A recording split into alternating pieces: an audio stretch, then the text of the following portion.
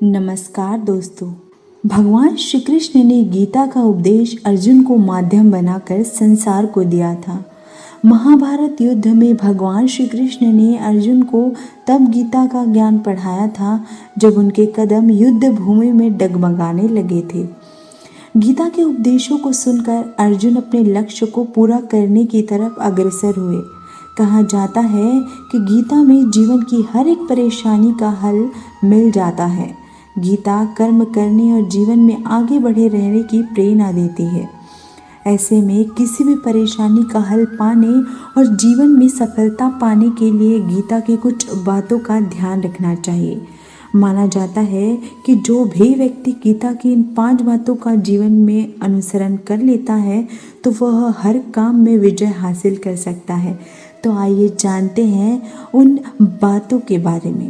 पहला, मन पर नियंत्रण।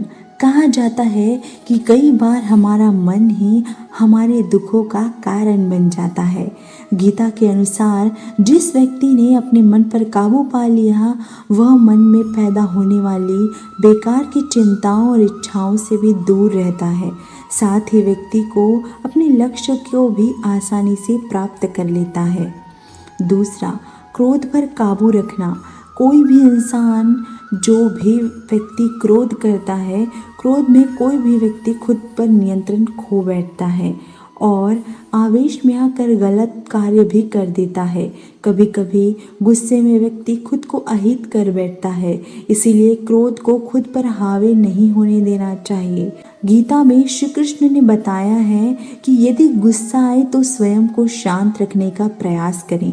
तीसरा, फल की इच्छा छोड़ कर्म पर ध्यान देना चाहिए।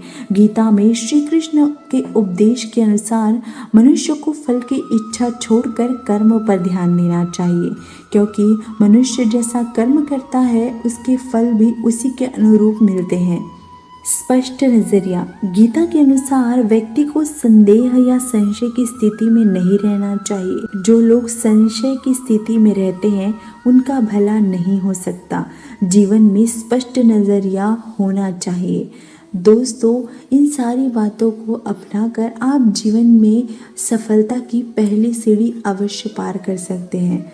दोस्तों, ये सारी बातें जीवन में अपनाइए और सफलता की तरफ कदम बढ़ाइए।